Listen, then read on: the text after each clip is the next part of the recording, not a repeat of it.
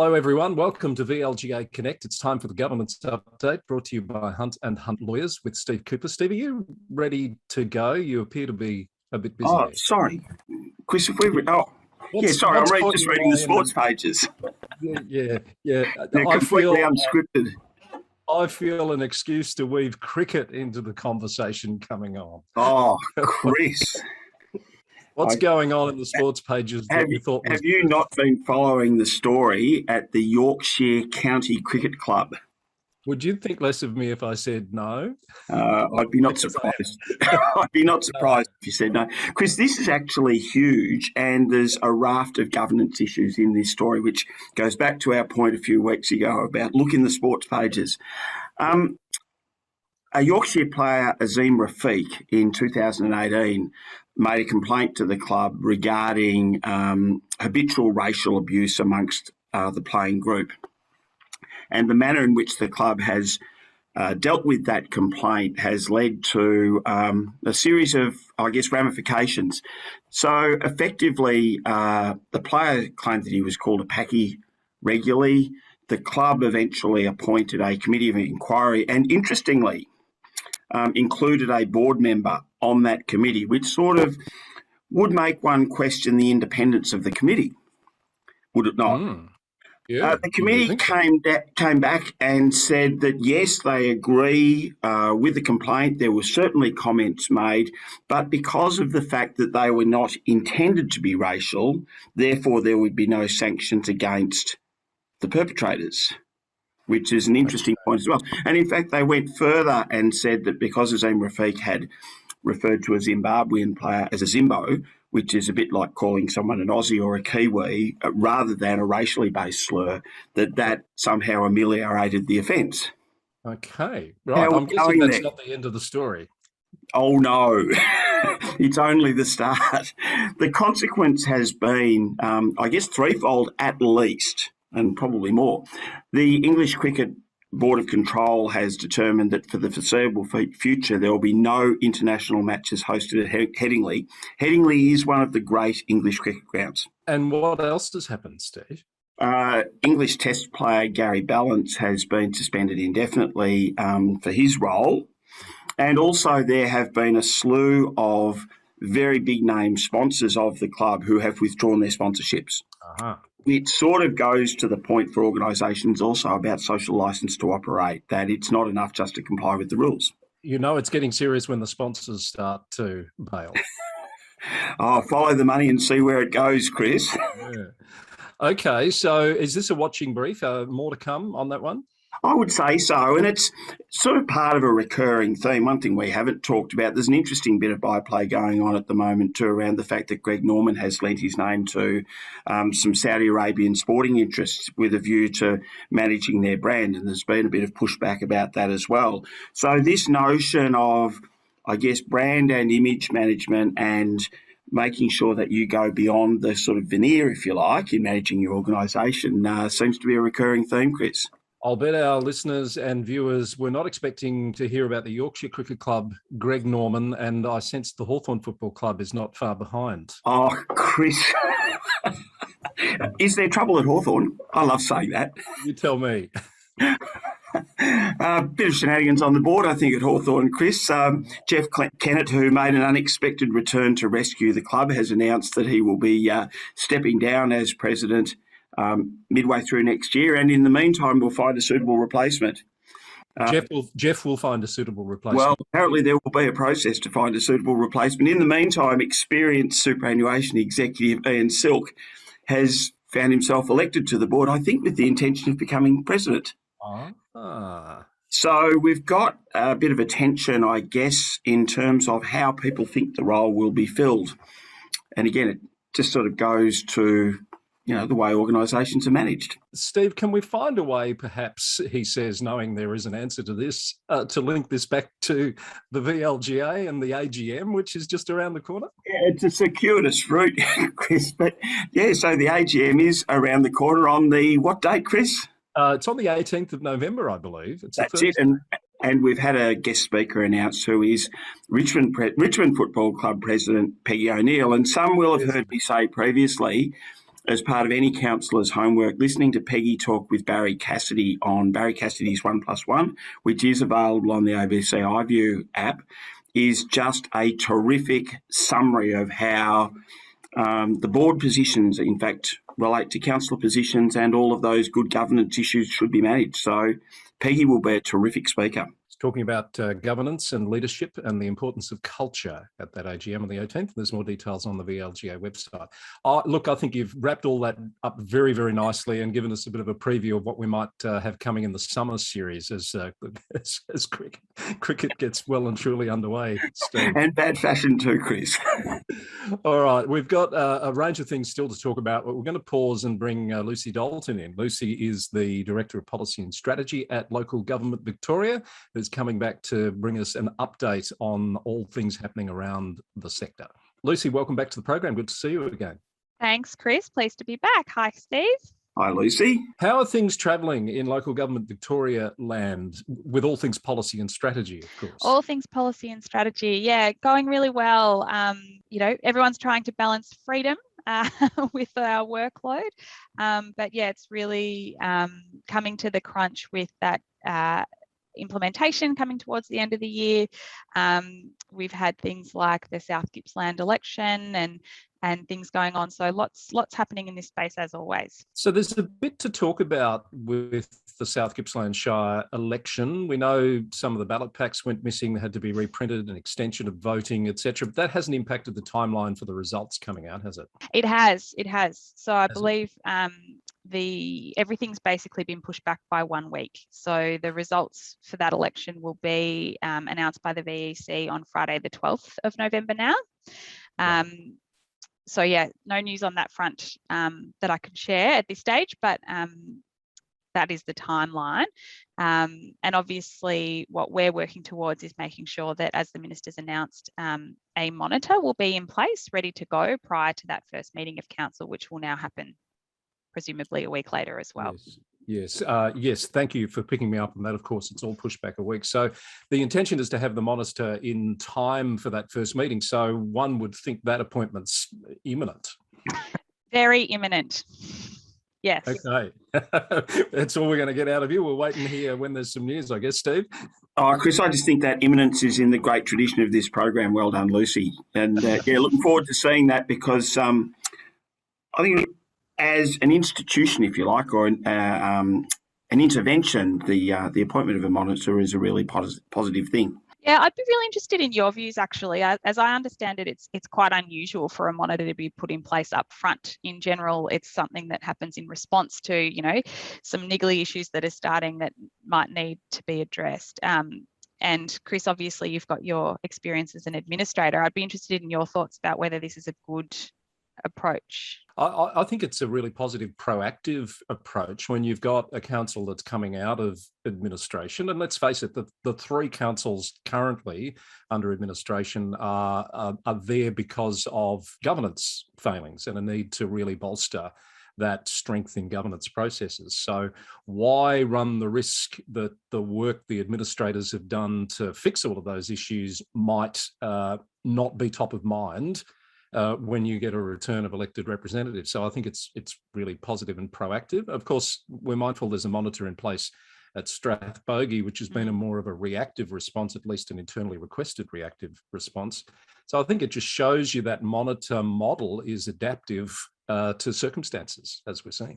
Well, Chris, I think that one of the really important elements there is that culture can be enduring, that sometimes the underlying culture will remain, even if you change some of the personalities. So the appointment of a monitor will sort of allow early identification of issues. And I think we've talked before about the fact there was a history at Brimbank Council years ago where the council was suspended, if you like, brought back and then resuspended fairly soon because it was realised that nothing had changed. So if the appointment of a monitor helps to head that sort of thing off, then that's a good thing. So we'll wait to hear more on that. Lucy, what else is happening in, I know you mentioned timelines, the workforce plans are due pretty soon by the end of the year. What are you hearing from around the sector about that piece of work?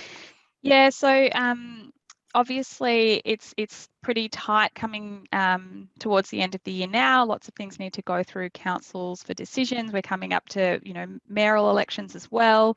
But I think people are tracking well to deliver on the timelines needed for stage 4 implementation.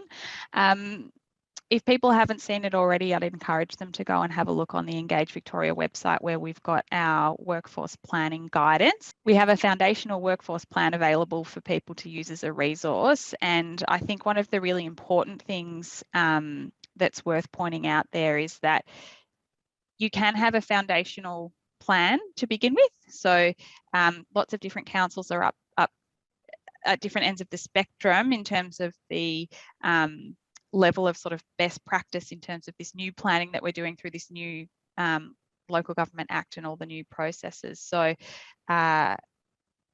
yeah, the resource we have there is a foundational plan. And I would just make the point that the big benefit of the 2020 Act is that councils have got a lot more leeway and control about the way that they do things to represent their local communities better. And that means that the plans like these can be revisited at any time. So a foundational plan can be in place now to meet the deadlines for the end of the year. And if in 6 months' time, councils have got greater capacity to review that and improve that, then by all means go ahead. That would be a great outcome. Much like some have done, Lucy, with code of conduct and governance rules, etc. Yeah, absolutely. That's right.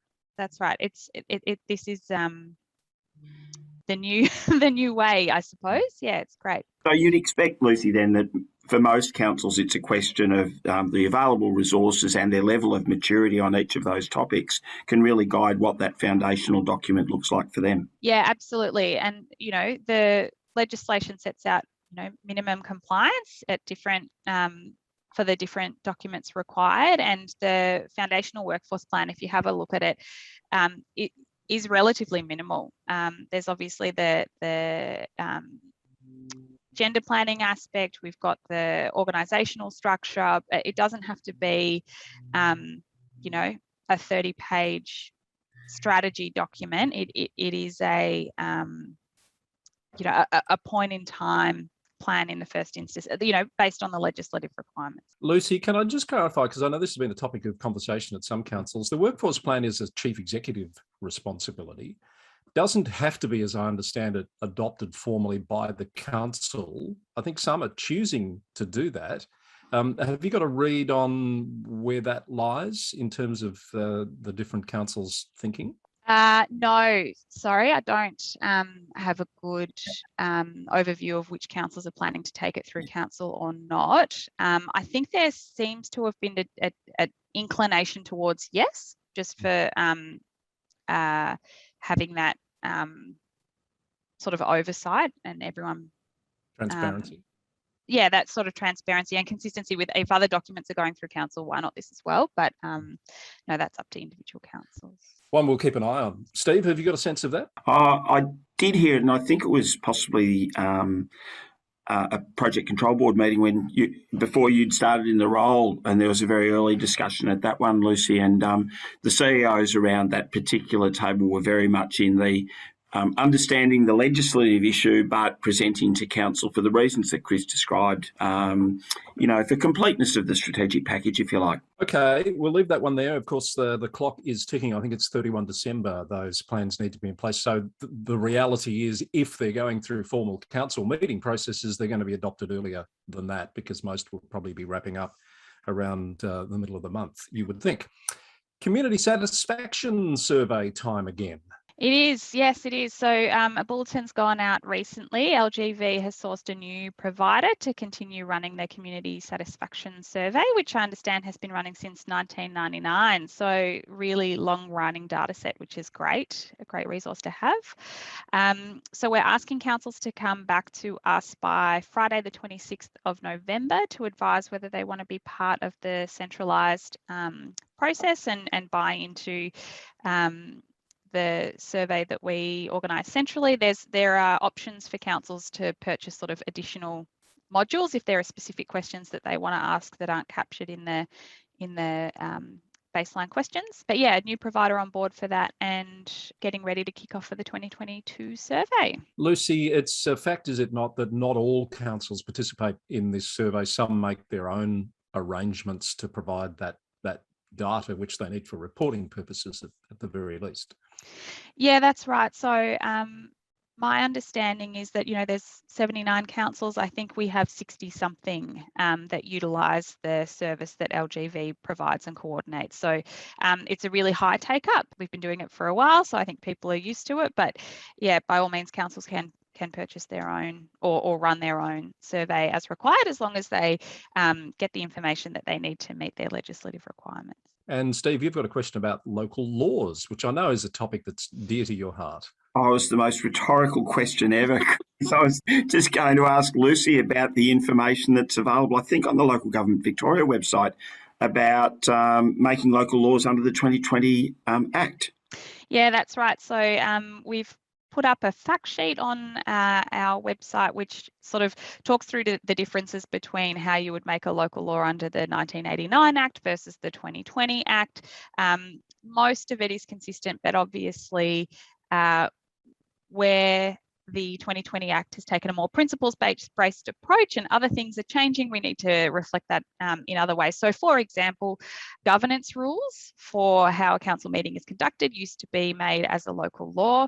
Now that will be captured under a council policy, how you want to run your council meetings.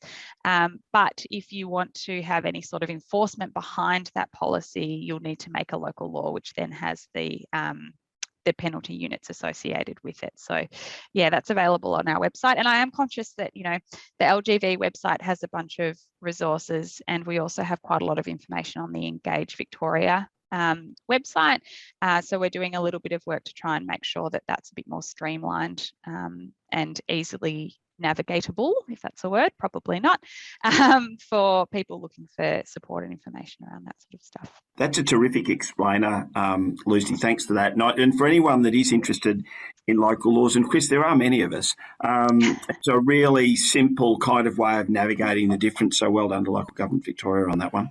Thanks, Lucy. Is there anything else you'd like to share with us before we let you go? No, I think just, to wish everyone all the best coming into Christmas and summer and COVID normal. And I hope councils and council staff are going to get to enjoy that this year, fingers crossed. And is there, what are the odds that the next time we speak to you, you might be back in the office? I'd say fair to high. I'm desperate to get back in the office. I'm sick of my house. But yeah, waiting for some formal guidance on that from the Victorian Government Secretaries Board. You're not alone there, Lucy. I think a lot of people are hanging out for a change of scenery and a bit of socially distant but social contact in the not too distant future. Thank you for that. As always, we'll look forward to chatting with you again next time. Thanks so much, guys. Cheers, Lucy. Cheers. Bye. Always good to hear from Lucy, who's, I think, taken really well to that role of Director Policy and Strategy at LGV, Steve. Absolutely, and there's a bit going on in there, Chris. There sure is. Now, there's a lot going on around the state at the moment. It's Mayoral Elections season, Steve. Have you noticed? I've been following the Local Government News Roundup website diligently, Chris. Well done to you. Well, I'm trying to keep an updated list. There's some challenges. A lot of the council websites don't actually give you a lot of clarity on when those mayoral elections are happening. Sometimes they happen as part of their regular meeting schedule. Sometimes they're special meetings, but we're getting there. We've had, I think, 5 or 6 mayoral election results come through in the last week or 10 days. You might have seen some of those. Interesting already, Chris. We've seen a number of mayors either returned or people who have been mayors coming back for a second, third or subsequent term as mayor. So I'm hoping it's kind of a recognition of the fact that there are particular skills required for the role. Probably a bit early to draw too many conclusions, Steve, but you're right, I agree. And I think most of that's happening outside of the metropolitan area. If we look at the results we've got so far, the Mayor and Deputy Mayor at Ballarat, Daniel Maloney and Amy Johnson, have been re-elected to those roles. At East Gippsland, Mark Reeves is Mayor, Arthur Allen is Deputy Mayor. Bendigo's an interesting one, Steve. They've announced a Mayor-elect and a Deputy Mayor-elect, but it's not going to be confirmed until a meeting next week. And I learned a long time ago in local government, you don't actually count your chickens until they're hatched at the formal meeting. No, and different councils have different styles. It's on a continuum, Chris, that some it's a surprise until the night. Others, there has been a formal or less formal agreement beforehand as to who's going to get the nod. So one would think there's been a pretty clear agreement there amongst the councillors at Greater Bendigo. Andrea Metcalf is the Mayor-elect and Matthew Evans is the Deputy Mayor-elect. Kim O'Keefe has been returned as Mayor at Greater Shepparton, and a new Deputy Mayor is Councillor Anthony Brophy, who Anthony and I go way, way back. Used to live around the corner from each other in Shepparton when much younger days. I may have been aware of that, Chris, and congratulations to Kim and Anthony. Hume this week, Councillor Carly Moore is the new mayor. Councillor Sam Michaud is the deputy. Michelle Kleinert elected last night as mayor at Manningham with Deidre Diamante as deputy. Councillor Goran Kesic elected mayor at Melton last night. Deputy mayor is Councillor Lara Carley. And at Moonee Valley, Councillor Samantha Byrne is back in the mayoral role. Councillor Jacob Bettio as deputy. Just a couple more, Steve. This one slipped under the radar. It was nearly a couple of weeks ago now. Richard Ziegler is the new mayor of Warrnambool. Debbie Arnott is deputy. Ian Bye is the new mayor of Wellington Shire. Marcus McKenzie is deputy. And Bruce Meyer has been returned as mayor at West Wimmera. Jodie Pretlove as deputy. Those last two both occurred just in the last couple of days. Very good. Well done, Chris, on keeping up with that. Doing my best, Steve. Hopefully there's some interest in that list, which is being updated almost multiple times a day, actually, on the LG News Roundup website. Now, the machinations interstate have kept your interesting. ICAC, let's do ICAC very quickly. We'll go north before we go west, Chris. Okay, so look, it's not for us to speculate on the results of ICAC in relation to the former Premier of New South Wales, Gladys Berejiklian, but I did think there's a couple of really critical elements that fall out of the evidence that's been given for anyone in a council role.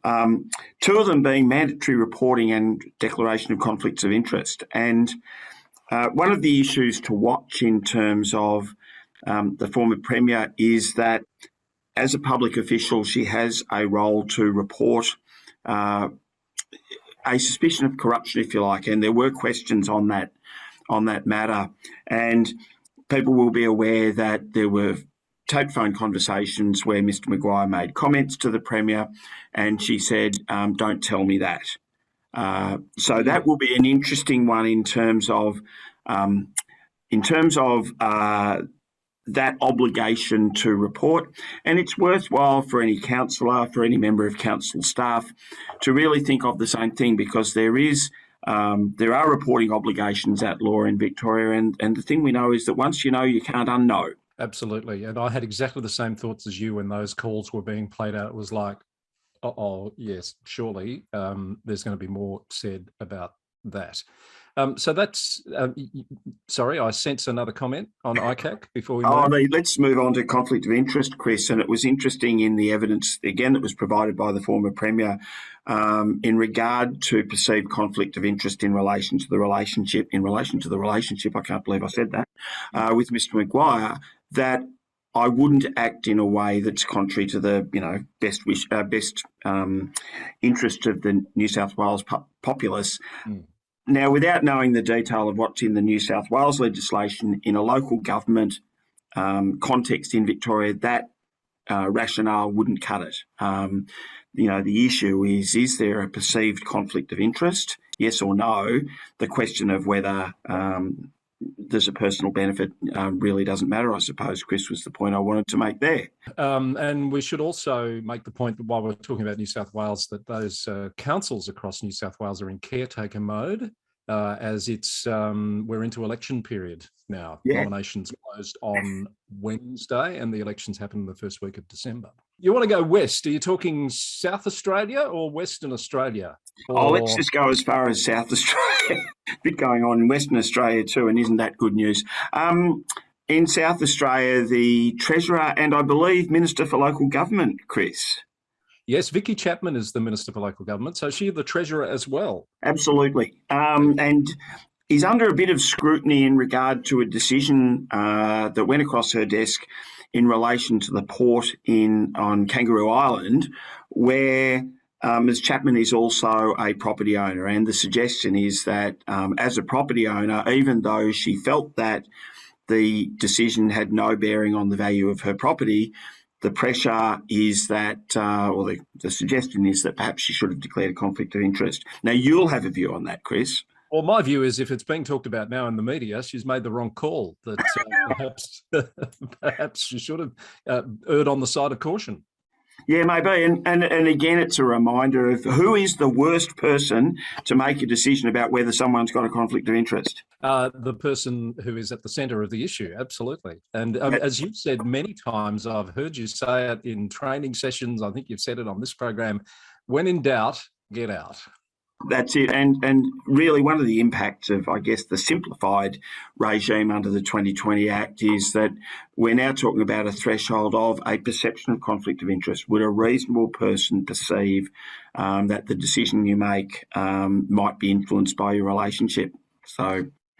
And my view is, why do you even want to be in a situation where people are having a conversation about whether there's a perception or not? Just, be really, really clear and careful about these matters. Yeah, and it really points to the importance, again, as we've talked about before, Chris, of teams of employees, of executive teams of councillors routinely discussing conflicts of interest and what the lines might look like, so there is less chance of people being blindsided. All right, we need to wrap this up. It's been a bumper issue, but I do want to mention a statement that came out from a councillor at Horsham this week, Councillor Penny Flynn, who I believe might be known to you, Steve, who's made a comment about the abuse that councillors and to some extent council staff are copping. And this is a recurring theme. I'm hearing this from all around the place, Steve. In fact, Wellington City Council in New Zealand put out a very powerful video last week of staff members talking about the impacts of the confrontations they've had. 956, I think, was the number over 2 years